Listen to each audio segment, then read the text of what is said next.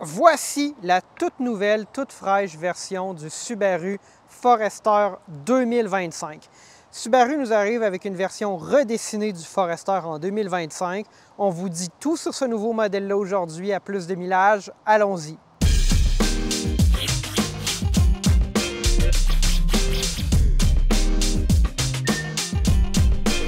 Pour 2025, c'est la 6e génération du Forester qui arrive sur nos routes. Un modèle que Subaru se plaît à nous dire qui nous arrive en complètement redessiné. C'est la sixième génération de Forester qu'on a avec nous. Bien que Subaru nous dise que c'est un modèle complètement redessiné qui arrive avec plus de practicalité, plus d'éléments de sécurité et tout ça, ça conserve quand même la recette du Forester. Ça demeure un Forester et les gens qui aiment les Forester, parce qu'il y a des gens qui aiment beaucoup les Subaru et particulièrement les Forester, seront servis. On demeure dans l'esprit de ce véhicule-là. C'est le VUS compact de Subaru qui est avec nous depuis plus de 25 ans. Bien, il est encore avec nous et nous arrive avec les mêmes éléments qui font que les gens l'aiment depuis si longtemps que ça. De profil, le Forester conserve sa silhouette. Ça demeure un VUS compact, relativement compact dans le segment parce que les VUS compacts sont toujours de plus en plus gros. La version qu'on essaie aujourd'hui est équipée de roues de 19 pouces. Si on parle de prix maintenant, ça va de 36 000 $ pour la version Convenience, commodité, jusqu'à 47 000 $ pour la version la mieux équipée. Fait très important à noter, pour 2025, il n'y a pas aujourd'hui ou en ce moment de versions Wilderness qui sont disponibles. Jusqu'à maintenant, ils ont connu énormément de succès avec les versions Wilderness, donc je ne serais pas surpris d'en voir une apparaître soit à la deuxième année modèle ou dans un futur relativement rapproché. La couleur qu'on a aujourd'hui, ce très beau gris-là, Subaru fait beaucoup dans les couleurs mates depuis quelques années. Je le trouve vraiment superbe et c'est une couleur qui n'est vraiment pas salissante. Il n'y a plus aujourd'hui, toutes les voitures sont sales, mais au niveau de la peinture de notre Subaru, c'est impeccable. Donc si vous n'aimez pas ça, laver votre voiture et vous voulez qu'elle ait l'air tout le temps belle, c'est un choix à considérer. À l'avant du Subaru Forester, maintenant, on va vous parler de ce qu'il y a sous le capot. Donc, on rouvre notre capot. Évidemment, une petite baguette. Donc, le Forester est équipé du fameux moteur 2,5 litres en boxeur de Subaru. Ça fait bien longtemps que les Subaru sont équipés de moteurs à plat, boxeur 4 cylindres et souvent avec une cylindrée de 2,5 litres. Ce moteur-là produit 180 chevaux. Il est à aspiration naturelle. C'est le seul moteur qui est disponible. Donc, pas de 2.4 turbo. Il y a le Outback qui est disponible avec le 2.4. Donc, ça, c'est une option à considérer, surtout si vous voudriez remorquer, par exemple, ou si vous aimez avoir une voiture qui a un peu plus de puissance. Au niveau de la fiabilité, je serais assez confiant d'acheter un Subaru aujourd'hui avec les moteurs 2.5 litres. Ça fait quand même bien longtemps que Subaru est aussi sous le giron, bien pas sous le giron, mais connaît l'influence de Toyota qui possède une partie des parts de Subaru. Et puis, je crois qu'au niveau des problèmes qu'on a connus dans le passé de fiabilité sur ces moteurs-là, c'est probablement résolu. Possiblement résolu aussi au niveau des CVT. On entend moins parler des problèmes, mais jusqu'à relativement récemment, il y avait des problèmes qui survenaient avec les CVT, entre autres dans les Subaru Ascent. Mais je serais confiant d'acheter un Forester en 2025, malgré ces troubles-là qu'ils ont connus dans le passé. Évidemment, quand on parle de Subaru, il faut mentionner la transmission intégrale à prise constante, symétrique ou symétrique à prise constante de Subaru. Qu'est-ce que ça veut dire ça? Bien, grosso modo, le moteur est placé devant la transmission, puis il envoie la puissance dans une transmission qui fait la traction intégrale et l'ensemble des composantes ont toutes les mêmes dimensions. Donc ça veut dire que de gauche à droite, de chaque côté du différentiel, les arbres de transmission ont exactement la même longueur. Et ça, qu'est-ce que ça fait? Pourquoi Subaru fait ça? En fait, ils font ça parce que ça fait en sorte qu'il n'y a pas d'effet de couple. La puissance est transmise aux roues de manière égale et puis on peut faire passer la puissance de l'avant à l'arrière. Et donc, ça vous donne théoriquement un meilleur contrôle d'un point de vue purement mécanique. Donc, sans nécessairement à venir utiliser l'électronique puis les freins pour compenser ce genre d'effet-là, Subaru est vraiment capable d'avoir un design qui est très pur à la base et doit donner de bonnes performances hors route. La garde au sol des Subaru est aussi généralement plus élevée que celle de leurs compétiteurs, donc c'est super bien pour la neige ou si vous voulez vous aventurer un peu hors route. À l'avant du Forester, nous sommes définitivement dans un Subaru. Fait qu'on a les caractéristiques habituelles, hein? énormément de dégagement pour la tête. Subaru essaie généralement de garder le centre de gravité très bas dans ses véhicules. Évidemment, on peut soulever le banc, mais vraiment, c'est super bien. La vue aussi, on va vous montrer ça. Vous avez une très belle visibilité, hein? Les cadres des portes sont relativement minces. On n'est plus à l'époque où on avait des portes ou des vitres là, sans cadre dans les Subaru. Hein? Les premiers Forester étaient comme ça. C'est plus le cas, mais on maintient quand même un peu cet esprit-là avec des piliers A qui sont assez fins, une super belle visibilité. Fait que les gens qui aiment les Subaru pour ces caractéristiques-là, qui en ont conduit, qui sont habitués, vont vraiment apprécier. Au niveau des matériaux, j'aime vraiment beaucoup les accents là, de Suède ou d'Alcantara qu'on a ici. On a essayé le WRX récemment, évidemment, c'était vraiment plus poussé dans le WRX, mais on a quand même un peu cet esprit-là dans le Forester qu'on essaie aujourd'hui. Et ça, c'est vraiment super bien. C'est pas un véhicule luxueux dans la version qu'on essaie aujourd'hui, mais tout est là, tout ce dont on a besoin est là. On a évidemment les sièges chauffants, on a des sièges ventilés, les aides à la conduite dont on va parler un peu plus tard dans la vidéo. On a un écran de 11,6 pouces qui est plus en variante verticale aussi.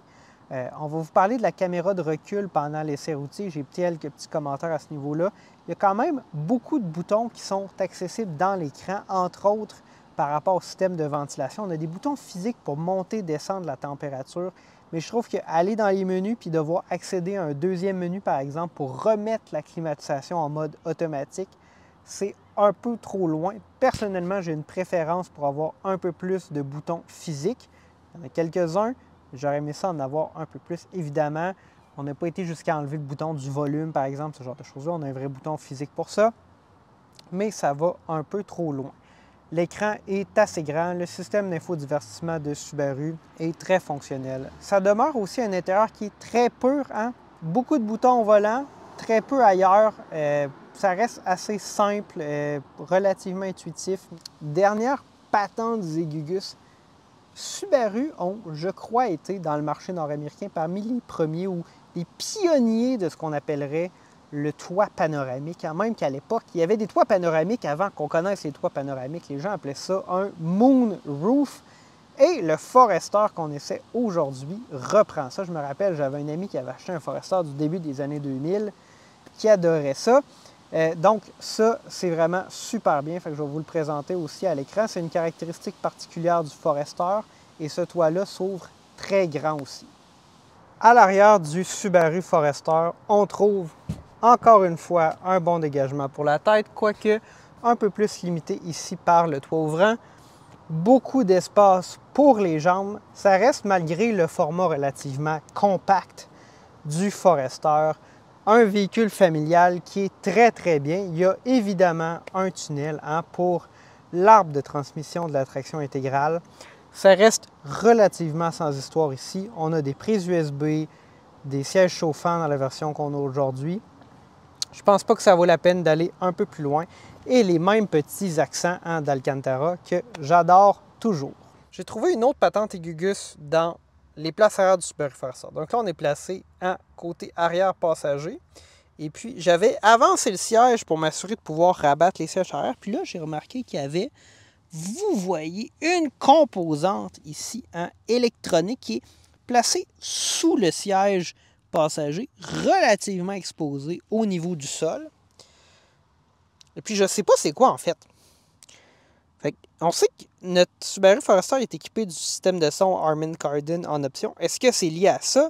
Est-ce que c'est une autre composante électronique liée au véhicule, système de sécurité, je ne sais pas. Si vous le savez, dites-nous-le dans les commentaires. À l'arrière du Subaru, nous trouvons bien évidemment un haillon à commande électrique. Un bon espace de coffre, ça reste un espace qui est assez volumineux, surtout en hauteur. Donc ça, c'est bien, on n'a pas de ligne de toit coupée comme dans certains VUS au style coupé. Fait qu'un bon espace de chargement. Je ne dirais pas que vous metteriez un vélo ici, mais c'est quand même assez bien. Et on peut bonifier cet espace-là grâce au siège rabattable. Ce que j'aime bien, c'est qu'ils sont comme à commande électrique, mais on dirait que c'est seulement le loquet qui est électrique. Et donc, ils se rabattent très rapidement. Donc, si on vient faire ça ici, vous voyez, hop, hop, et c'est fait. Et puis là, on a tout notre espace de chargement. On a un peu de volume sous le coffre. C'est relativement limité, mais c'est parce que ça cache un pneu de secours, en fait, plein diamètre, pas pleine largeur, mais plein diamètre.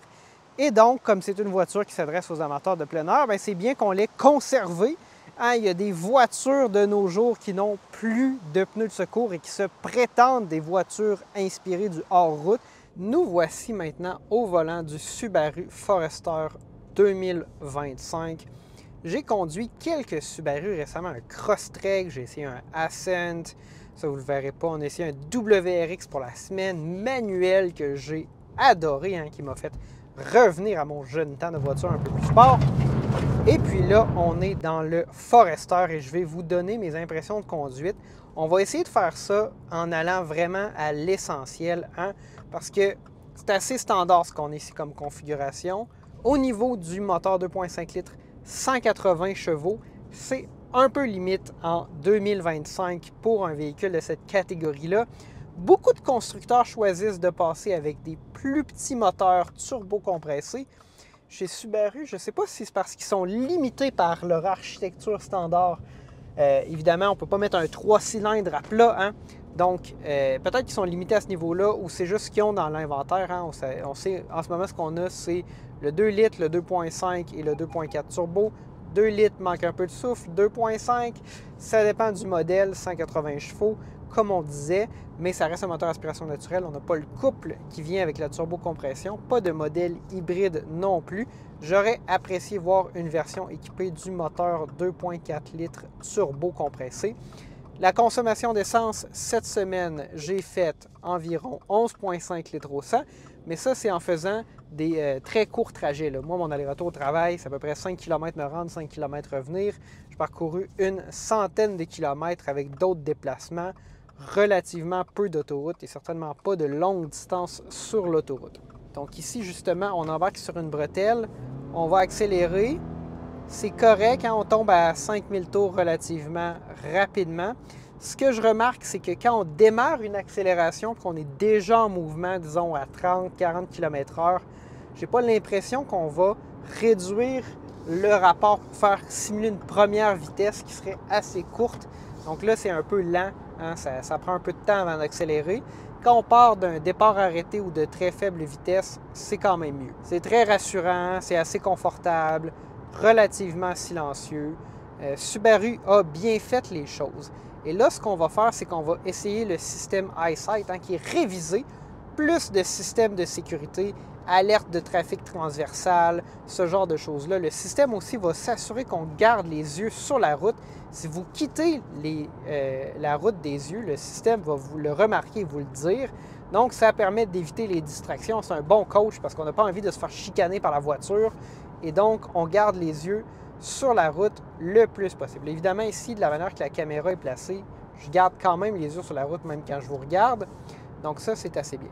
On va démarrer le régulateur de vitesse adaptatif et on a aussi l'assistance au maintien de voie. Donc là, on a une légère courbe qui s'en vient. On va voir comment il va se comporter. Non, il allait vraiment me sortir de la voie. Pourtant, on a quand même des pointillés assez bien visibles. Puis là, j'ai du trafic qui ralentit devant moi, donc il va quand même bien faire ça. Maintenant, je suis dans une voie plutôt en ligne droite. Il le fait assez bien. Il me demande après à peu près 5 à 10 secondes de maintenir les mains sur le volant, bien évidemment. Donc, je vous dirais, bon, c'est 2025, là, une nouvelle version du système. Il y a une caméra, je crois, qui est ajoutée au centre. Le comportement, à date, là, ce que je perçois au niveau régulateur de vitesse adaptatif est relativement similaire. C'est plus au niveau de la sécurité qu'on voit que Subaru a monté ça une coche de plus. Si on quitte le régulateur de vitesse puis qu'on essaie les reprises, c'est ce que j'avais constaté en fait avec les autres modèles Subaru équipés du 2.5 litres. C'est quand même un moteur qui a du souffle à haut régime, en haut de 5000 tours, mais ça prend un certain temps à se rendre là, puis c'est plus une question de programmation de la transmission, je crois, qu'autre chose. Ce qu'on peut toujours faire, si vous avez un dépassement à faire que vous anticipez, ce que je vous suggère de faire, ça va être de venir donner 2 coups de palette au volant. Puis quand on fait ça, on vient simuler une rétrogradation, on vient simuler qu'on descend de vitesse dans la programmation de la CVT. Et puis là, ça vous donne le régime. Et puis quand on appuie sur l'accélérateur pour effectuer le dépassement, on a le plein régime. Puis on n'a pas besoin d'attendre que la transmission interprète ce qu'on essaie de faire. Dernier élément intéressant, le système EyeSight dont on vient de faire l'expérience, il est standard sur tous les modèles ou toutes les versions du Forester. Donc ici, on n'est pas comme dans certains constructeurs où est-ce que les aides à la conduite sont uniquement disponibles dans des versions plus chères. Là, on a tout ce qui est essentiel dans la version de base. Nous voici maintenant arrivés à la conclusion de notre essai du Forester 2025, le tout nouveau Forester. On va essayer de vous donner en rafale les conclusions. C'est dans l'esprit du Forester comme toujours. Si vous avez eu des Forester dans le passé ou que vous aimez les Subaru en général puis vous voulez passer au Forester 2025, allez-y sans aucune hésitation. Vous allez vous y retrouver. C'est un très bon véhicule qui a conservé sa personnalité. C'est super bien. Au niveau de la consommation d'essence, c'est normal pour un véhicule, un VUS compact qui n'est pas équipé d'un système hybride ou hybride branchable. Mais je pense que là, en 2025, on arrive au point où Subaru devrait nous offrir une mécanique hybride ou hybride branchable, voire complètement électrifiée. Il offre ça pour le Solterra, bien évidemment. Ça reste un bon véhicule. Je vous le recommande. Je pense que Subaru est passé par-dessus ses problèmes de fiabilité. C'est ma perception, du moins c'est ma recommandation. Plus de sécurité aussi pour 2025. Des petites aides qui peuvent apparaître intrusives au début, mais quand on passe quelques jours avec le véhicule, on réalise que le problème, s'il y en a un, c'est pas la voiture, c'est nous, puis elle nous aide à les corriger. Ça être trop intrusive ou gossante avec le temps. Donc, bon véhicule, on vous le recommande. Il y a d'autres véhicules intéressants dans cette catégorie-là aussi. Fait à noter aussi, ce n'est pas un véhicule qui est particulièrement volé, parce que dans le segment, les CR-V, les Toyota RAV4, ce sont des véhicules très volés. Subaru Forester, moins pire, pas dans le top 10 en général des véhicules les plus volés, quoique ce soit un modèle assez populaire. J'apprécie vraiment beaucoup la couleur d'aujourd'hui. C'est ça pour notre essai du Forester 2025. Dites-nous ce que vous en pensez dans les commentaires. Est-ce qu'une version hybride ou hybride branchable, ça serait intéressant? On sait que Toyota, Subaru travaillent sur des partenariats. Réussir à placer la ECVT de Toyota avec les moteurs générateurs 1 et 2 à l'intérieur de l'architecture de Subaru. Je pense qu'on est rendu là, mais dites-moi ce que vous en pensez. Mettez un petit like si vous avez aimé. Vous pouvez vous abonner si vous voulez voir plus de vidéos comme celle-ci et cliquez sur « Se joindre » si vous voulez les voir en primeur. C'est Gabriel pour plus de millages. On se dit à la prochaine.